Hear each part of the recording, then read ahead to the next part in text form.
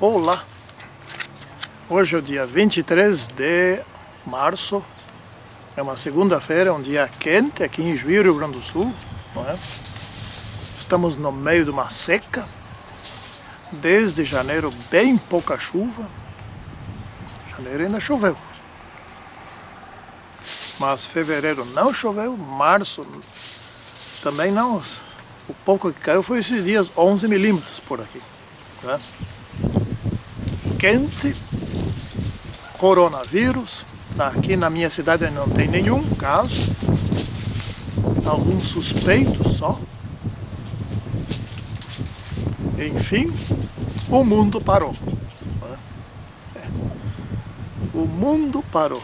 Eu nunca imaginava que isso poderia acontecer antes do decreto dominical, pois aconteceu. Então agora eu fico me imaginando como será depois do decreto, quando Deus retira seu Espírito das nações, não das pessoas, muito menos de nós, nunca vai retirar de nós. Mas pensa quando Deus sai do controle, do comando, para sustentar. Porque Ele vai fazer isso. Quando o seu povo não tiver mais o direito de obter do suor do seu rosto o seu pão. Isso é o que faz o decreto dominical. Senhor Deus, abençoe-nos nesse estudo, em nome de São Jesus Cristo. Amém. O nosso estudo de hoje é somente pelas Escrituras, ou sola Escritura, né? Ou somente a Bíblia. Então aqui diz no verso de Hebreus 4:12, porque a palavra de Deus é viva, é eficaz, e mais cortante do que qualquer espada de dois gumes, e penetra até o ponto de dividir o espírito, a alma e o espírito, juntas e medulas, e é apta para discernir os pensamentos e os propósitos do coração. Ou seja, a Bíblia, ela é capaz de devassar, né, o nosso ser. A Bíblia não é outra coisa senão a palavra de Deus, né? Ela, não devia ter feito isso. Ela tem poder, o poder que Deus tem. É Ele falando. Por exemplo, vamos ver uma pequena ilustração do poder da Bíblia. Foi pela sua palavra que Deus criou o universo. Ele disse e o universo se fez. Bom, pensa agora. A Bíblia é essa palavra. A palavra de Deus, né? É a palavra escrita, não falada, mas é a palavra de Deus. Então o que diz o verso aqui, a Bíblia é capaz de penetrar em todo o nosso ser. Isso tem muitas aplicações. Uma delas, ela é capaz de nos transformar, mudar o nosso ser, mudar o nosso caráter, não é? Bom, então qual foi a estratégia de Satanás? Satanás introduziu tradições entre o povo judeu e continuou introduzindo tradições no cristianismo. Pegou o paganismo greco-romano e introduziu naquilo que depois se tornou a Igreja Católica Apostólica Romana. Então as tradições passaram a ter o mesmo valor, se não mais, do que a própria palavra de Deus, né? E Jesus já teve implicações graves com as tradições dos judeus, que não eram tão ruins, mas que estavam atrapalhando. Agora, quanto mais com as tradições greco-romanas, que são tradições pagãs, né? Que são consideradas como a grande, como é que é a expressão aqui, que a Bíblia usa mais adiante, que agora esqueci, assolação, a grande assolação, né, dentro da Bíblia, para substituir Jesus Cristo. Então essa é a estratégia de Satanás. A Escritura, pelos protestantes, começou a desmascarar a mentira. A Escritura, a Bíblia, é o princípio correto, ela contém os princípios corretos, né? Então, nós temos que nos basear na Bíblia. Podemos usar outros escritos? Podemos, sem dúvida. Talvez até devamos, talvez não devemos, sim. Podemos usar todos aqueles escritos que passam pelo teste bíblico, né? De Isaías: a lei e ao testemunho, se não falarem desta maneira, nunca verão alvo. Então, se o escritor é coerente com toda a Bíblia, podemos usá-lo para entender partes da Bíblia que nós não estamos entendendo, né? Então, outras fontes são bem-vindas, desde que elas sejam confiáveis, e a Bíblia serve para nós fazer o teste de confiabilidade deles. Porque tem muitos, mas muitos escrevendo para interpretar a Bíblia. Mas tem um rolo, uma confusão gigantesca, né? Bom, um pensamento meu aqui é o seguinte: nós já vamos chegar aqui, agora já estamos entrando na parte de segunda-feira, unidade das Escrituras, né? Então, se a Bíblia, vejam bem, ela foi escrita ao longo de 1500 anos, um pouco mais até, por mais em torno de 40 autores diferentes, que nem se conheciam, que eram de épocas diferentes, de línguas diferentes, nações diferentes, profissões diferentes, etc.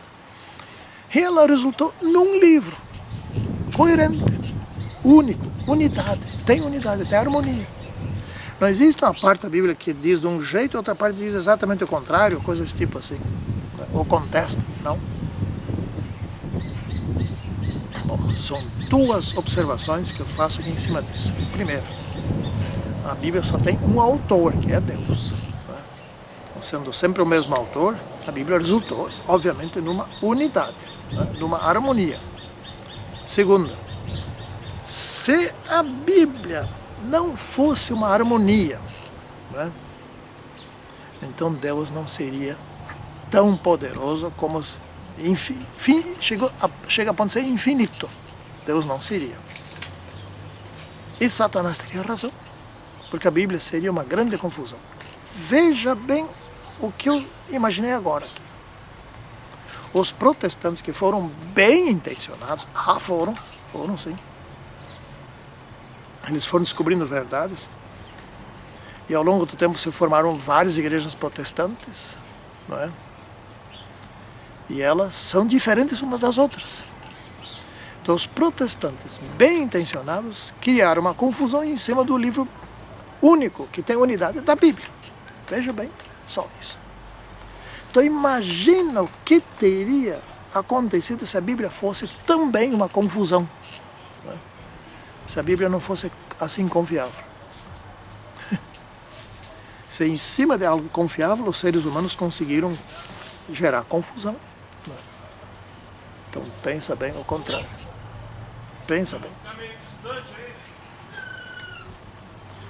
Bom, então nós devemos usar toda a Bíblia e sermos fiéis a toda a Bíblia. Nós, adventistas do sétimo dia, estamos criando confusão em cima da Bíblia, né? Vamos citar um exemplo: a música. Como que pode entre nós ter uns que gostam de rock dentro da igreja e outros que condenam? Como que pode? Como que isso? Como que nossos pastores gostam de rock e outros não gostam? Que divisão é essa? O que resta na igreja? Como que há músicos que gostam disso? A maioria gosta, mas há os que não gostam. Como que membros que não gostam de rock cantam junto, dizem que detestam, mas cantam junto?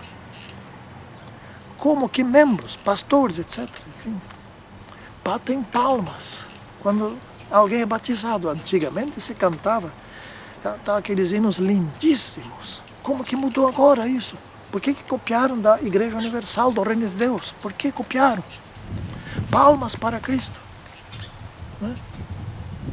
Se a Bíblia é um livro tão solene, seus cultos antigos eram extremamente solenes, detalhadíssimos. Cada detalhe tinha ordens, tinha regras. Como que hoje mudou isso tudo? Né? Como que nós estamos divididos em relação a essas coisas? Como é que tem divisão? Como é que pode uma igreja dividida prosperar? Líderes divididos, como que pode prosperar uma igreja assim? Não. Um ou outro está errado, porque se são diferentes, os dois não podem estar corretos. Né? Vai ter que haver sacudidura aqui. Né? Eu não vou condenar nenhum nem outro. Muito embora tenha a minha posição, basta ler na Bíblia e no Espírito de Profecia que explica a Bíblia. Vamos adiante, terça-feira, que é clareza das Escrituras. Então a Bíblia tem assuntos fáceis, mas também tem assuntos difíceis e tem assuntos muito complicados e muito difíceis. Os assuntos fáceis, até crianças entendem, analfabetos funcionais entendem, todo mundo entende. Crianças bem pequenas, aquelas do rolo, etc. Tal, entendem sobre salvação, entendem sobre perdão, entendem sobre amor, entendem sobre amizade, essas coisas, né? Entendem fácil. Então, por exemplo, o assunto mais importante da Bíblia, que é a salvação, todo mundo entende fácil, porque ele é simples, escrito de forma simples. No assunto da salvação não existem na Bíblia, como que se diz? Símbolos, não tem símbolo, é escrito direto. Né? É muito simples de entender a salvação. Jesus vai vir a segunda vez, é simples de entender. São assuntos extremamente fáceis. Se aplica como se lê. Mas para quem gosta de pesquisar, para quem gosta de se aprofundar, para quem gosta de cultivar inteligência, para quem gosta de ir mais além, tem assuntos difíceis. Tem. Deus deixou ganchos para quem quer se aprofundar. Então vá, se debruça, estuda, se aprofunda, e não termina nunca. Agora, o mais curioso de tudo é que um dos assuntos mais fáceis da Bíblia não tem fim, que é o amor de Cristo. O amor, né? A lei também, etc. O caráter de Cristo. Esse assunto nós vamos estudar para o resto da eternidade, muito embora seja fácil, é inesgotável. Coisas da Bíblia, né? Então a Bíblia é clara, é fácil de entender, mas para quem quiser aprofundar, tem assunto que chega. Né? Por exemplo, Daniel capítulo 11, né? É um caso. Apocalipse capítulo 17, outro caso. Né? Mas esses assuntos não são imprescindíveis para a nossa salvação. Né? Bom, então tem uma regra na Bíblia, que só a Bíblia possui. O único livro do mundo tem essa regra. A Bíblia se interpreta a si mesma, e isso em relação aos assuntos difíceis. Por exemplo, nas profecias apocalípticas, né? Ali tem muito símbolo, no livro do Apocalipse tem muito símbolo. Então, por exemplo, lá pelas tantas, Apocalipse 17, fala em águas, secarão as águas, etc. Tal. No próprio capítulo, mais adiante, diz que águas são povos, são multidões, são nações, é muita gente. Então, um lugar da Bíblia explica o outro lugar da Bíblia. Né? Então, os assuntos difíceis precisam ser pesquisados, e isso desenvolve intelecto, desenvolve inteligência, a capacidade de raciocínio. Né? Então, a Bíblia é boa para quem tem apenas o primeiro grau, ou que nem sabe ler e escrever, etc. É boa para ele. E é boa para quem tem pós-doutorado, o pós-PhD. É boa. Serve para todos. Tem matéria para todos. Né? Então, as Escrituras interpretam as Escrituras. Então, isso é uma regra que a gente precisa seguir, para a gente não inventar falsa interpretação. Né? Se alguma coisa que você leu na Bíblia e ainda não encontrou em outro lugar a explicação daquilo, calma, não invente uma explicação você mesmo, porque provavelmente vai inventar uma coisa errada. Né? Então, temos que ter este cuidado. por fim, Ellen White e a Bíblia, e a sola Escritura. O que Ellen White mesmo disse, e que nós, igreja, seguimos bem. Ela disse que os escritos dela são uma luz menor, muito embora ela escreveu muito mais do que o tamanho da Bíblia, mas são uma luz menor que guia para a luz maior, ou seja, em outras palavras, os escritos dela respeitam a Bíblia. Os escritos dela servem para explicar a Bíblia. Mas porque se ela era profeta, se ela é inspirada por Deus, é igual aos profetas que escreveram a Bíblia. Simples. A Bíblia foi dada para o mundo inteiro. Os escritos de Ellen White foram dados para a sua igreja, ou seja, para a igreja do 27º dia, para entender a Bíblia, se aprofundar na Bíblia e explicar a Bíblia ao mundo. Mas não explicar Ellen White ao mundo, e sim a Bíblia ao mundo. Essa é a função dela, né? Então, ela é menor que a Bíblia. Ela não pode fazer parte do cânon da Bíblia. Nenhum livro dela pode fazer cânon da Bíblia. Nenhuma partezinha dela pode ser introduzida na Bíblia. Porque a Bíblia foi dada ao mundo e Deus não deu a ela a autoridade igual à da Bíblia, né?